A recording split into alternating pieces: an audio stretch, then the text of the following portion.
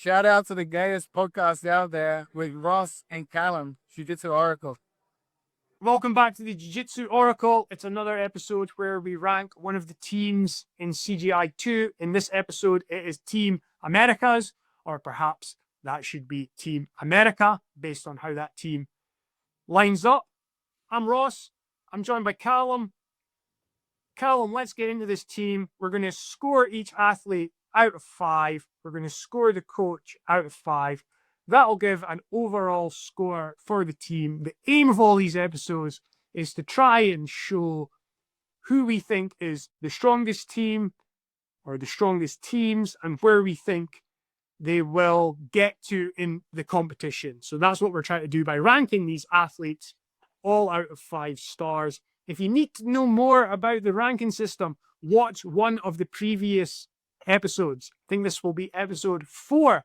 So there should be Team New Wave, B Team, Team Europe, all scored ahead of this Team America ranking. First off, under 66 kilograms, Gavin Corbe.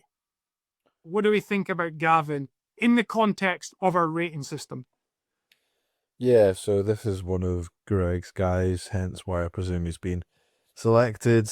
Deandre's brother, not as accomplished as Deandre, doesn't have the same sort of wins, but he is a good grappler. I think 2 stars is fair. I think he's probably one of the lower rated ones as far as accomplishments out of anyone in the competition, but he is still a very solid grappler and he can definitely beat some guys. But yeah, I don't see him necessarily holding up to some of the other guys given the level of competition in CGI. So I think 2 stars is pretty fair for him. You said one of Greg's guys. So just to put that in context for anyone who doesn't know, this team is going to be coached by Greg Souders, coach of Standard Jiu-Jitsu, the gym where both the Corbe brothers train. We have Gavin at under 66, and we have Deandre under 77, who we'll come on to talk about very quickly. And I think it's fair that we're going to have Gavin scored a little bit lower than his brother. I think most recently, I saw Gavin compete at the Zapatero event that was won by Deandre for $100,000. And at that event, Gavin did well in beating Jet Thompson and then lost a pretty close match against Pat. So he's definitely a very, very good grappler, as all the grapplers taking part in CGI 2 are. But I think it's fair to say, based on our scoring system, he's got potential to draw or maybe win a match if he's paired up well in the quintet rule set. But probably if he was to have 2 or 3 matches across the weekend, he'd be more likely to lose more than he wins. He might come out 1 and 2 across the weekend. So Gavin's at 2, and I think you can tell by the way I'm talking, we're going to have Deandre scored slightly higher than his brother. Yes? Yeah. So he gets 3 stars.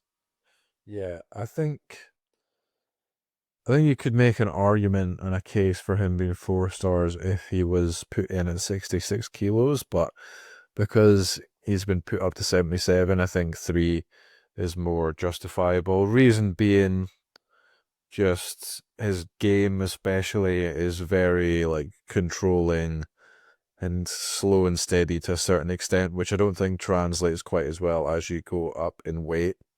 And comparing that to a guy that's got somewhat of a similar game as far as what they're looking to do in the match would be like Fabricio Andre, but he's more very quick, agile like a cat, fast twitch, and that allows him to beat guys like Giancarlo and Owen Livesey. Whereas I don't see Deandre's style necessarily translating as well against some of those bigger guys. So we did see him have a pretty good match with Dante Leon at the AIGA. So that shows he can compete at that level. like I say, at 66 could make a case for him being 4 stars, but I think 3 stars at 77 is pretty fair. Might even be a 2, like we've not seen him compete that much at that weight, but he has put on a good show just in general the past year or two, so I think 3 stars would be fair for him. I think 3's fair. I mean, he's not, outside of that Sabotero, he's not won or got to finals in an ADCC World Championship, right? Again, just to quickly talk about how we're trying to rank this, I mean, pretty much when it comes to 5-star grapplers, the way we look at it is like these guys are the best in the world. So you've got Gordon Ryan up there, who's not competing at this event, but like Gordon, and then maybe like Amika or something like that is like who we're looking at as 5s.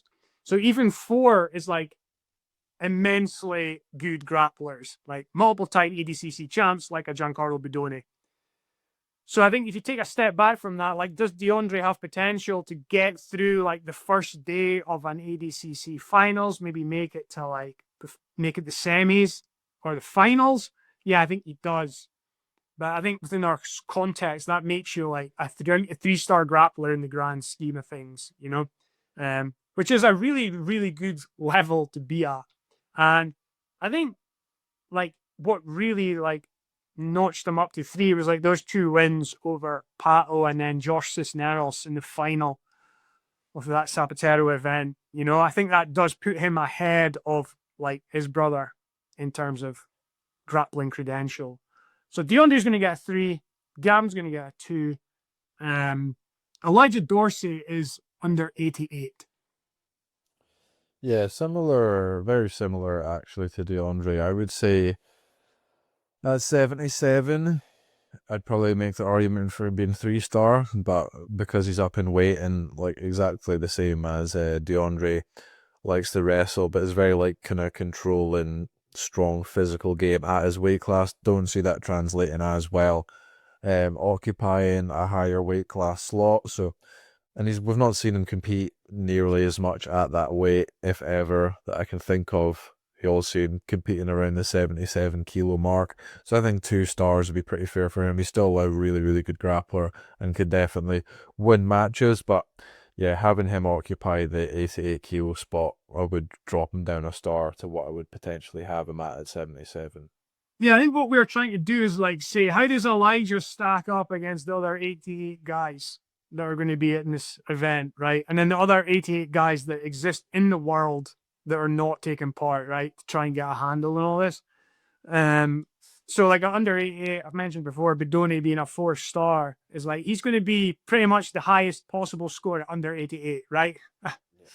Because even with Bedoni, he's not like nailed on to always win ADCC or CJI if he takes part in it, right? Which you'd be looking at a 5-star like a Gordon to do that.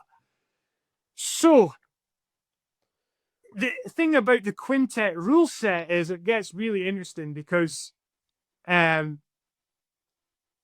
much does being in an individual weight category matter if it's like an absolute event, essentially, right? So when we actually consider the teams going up against each other and how well athletes could potentially do against each other, it'll be a different consideration. But what we're trying to say right now is like, where does Elijah stand if you were to put all the 88 guys together? And I think giving him 2 right now, fair enough. He's shown up really well against the likes of Mika Galvao and Tynan Dalpra.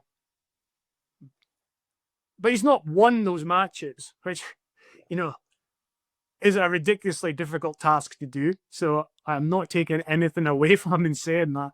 He competed really, really well against them and gave them problems.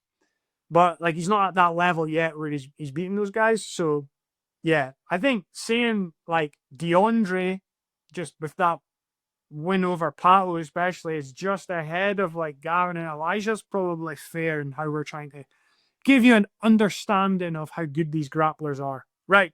Under 99, interesting pick for multiple reasons. Taylor Pearman as a wild card. Yeah, I mean, again, it's like there's a lot of guys on this team have been bumped up a weight, and not only Taylor being bumped up a weight, he was pretty small for 88. Like, he was looking at doing the 77 weight class for the European trials, if I'm not mistaken, because Ona Flanagan was like nailed on to be the guy at 8-8. So, and I've always thought that Taylor could make 77. So we've got a small 8-8 guy in 11 kilos above that weight class. It's like a lot. But again, he's super dangerous. I think he can submit almost anyone in the competition on the day. Again, a guy that's not had the showings of some of the 3 or 4 star guys at the big competitions like ADCC. So I think, again, 2-star, a very dangerous 2 stars is fair. Probably even rank him at 2 stars if he was at 8-8, just because, again, he's not had that showing on the big stage, but occupying that higher weight class as well is going to be tough for that team, having that slight size deficit in a few of their slots, but still got some very dangerous guys, Taylor included, that can take out some names. Yeah. So what was it at the ADCC finals? He got Elder, was it? Yeah, he lost to Elder, with Elder like not doing anything. Like, it was especially given how ADCC can readily give out penalties for people actually doing stuff, and then Elder really wasn't doing anything. It was a very controversial match that I thought Elder should have got penalised in the match, but at the end of the day, he lost that match, and that was the first round. Yeah, so like won the trials in Europe, kind of got stalled out first round. Won a, like, it's winning that 88 category in Europe's no easy task, right? It's a good category at the Euro trials. Yeah. But yeah, I think interesting thing with Taylor would be like when we start to match up the teams when we know who's facing who, you could look at a team and say like, oh, Taylor could, if he gets this position, submit like 3 or 4 of those guys like on the day. So I think a very, very dangerous grappler, but like just credential wise, yeah, saying that he's more along the lines of like Gavin, Elijah, rather than Deandre at this point is fair enough. And then we have Pat Downey over 99, and I think he's a really, really interesting guy to have in the mix here, and kind of a tough guy to score, right? Yeah, very tough. Like, when I saw his name on the team, that immediately uplifted my thoughts on the team. And it's difficult though, because it's like submission based.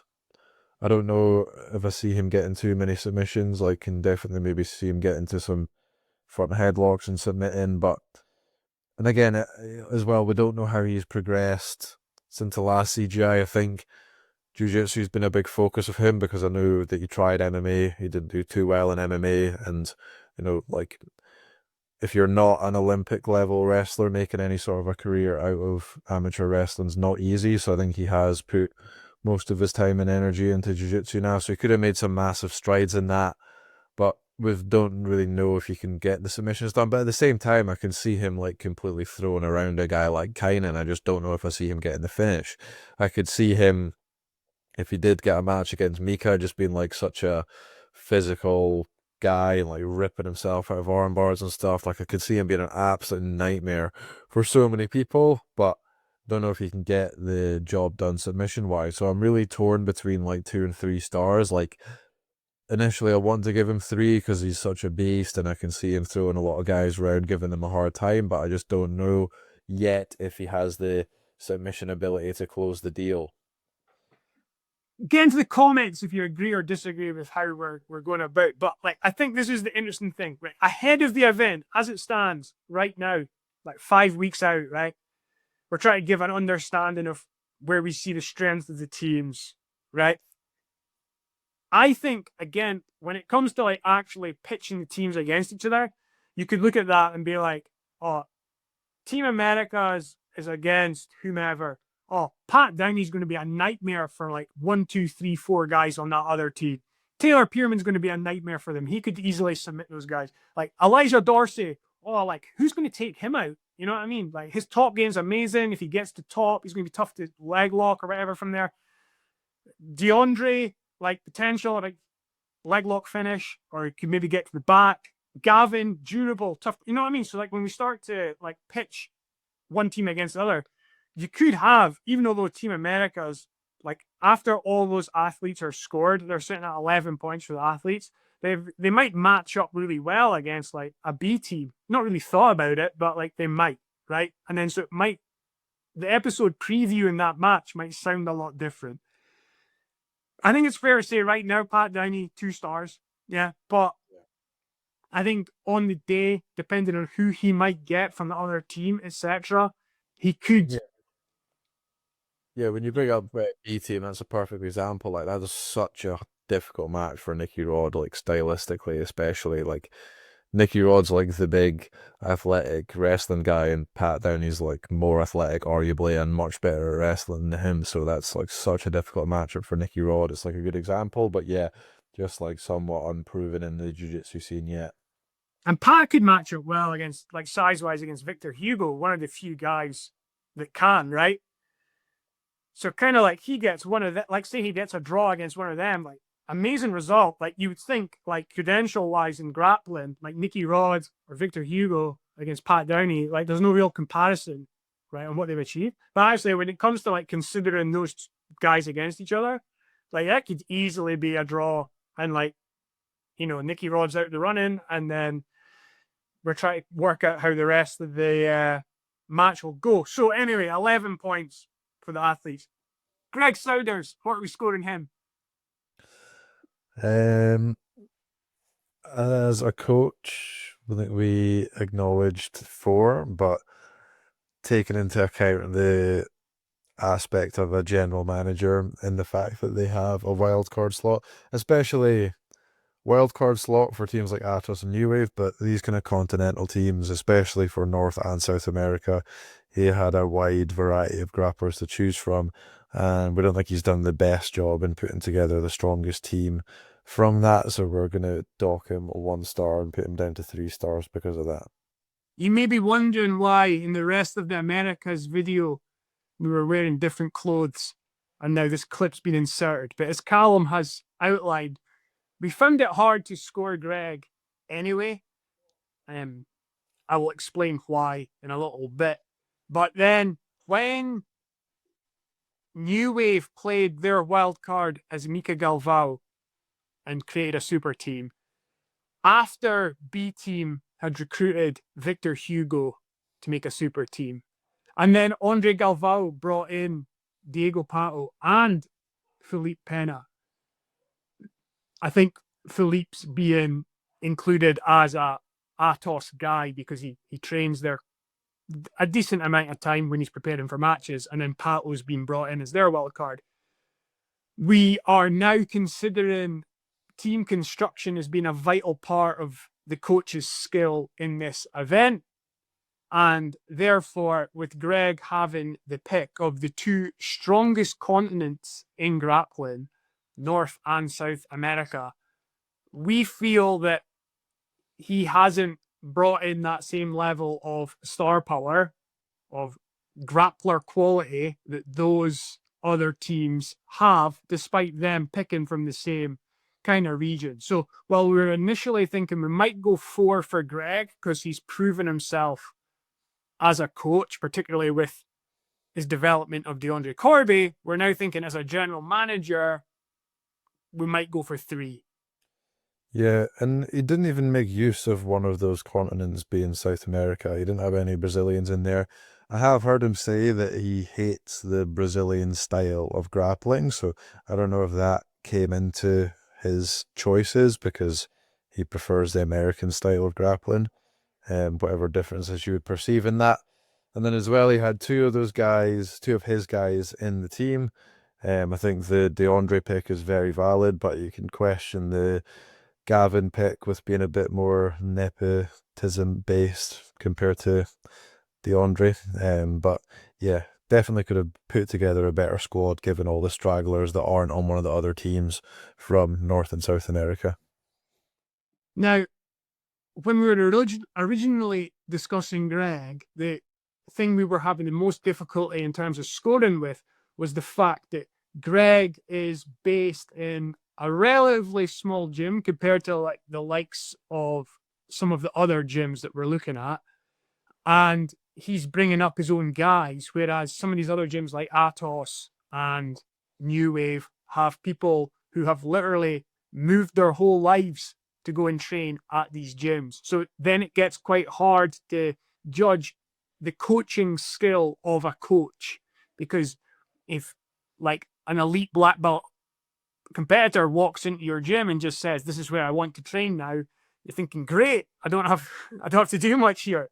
But when you're taking a guy who's lesser experienced and bringing him through, then your coaching can be looked at differently. So that's why we were kind of swithering between 3 and 4 for Greg. And the other element I was thinking about was how the coach does on the day. And I'm looking for guys who seem to have good strategic analytical thinking, because I think how you set your team up on the day or in the match is going to be very, very important. So that was why I was leaning to give a slightly higher score for Greg, just considering the coach elements.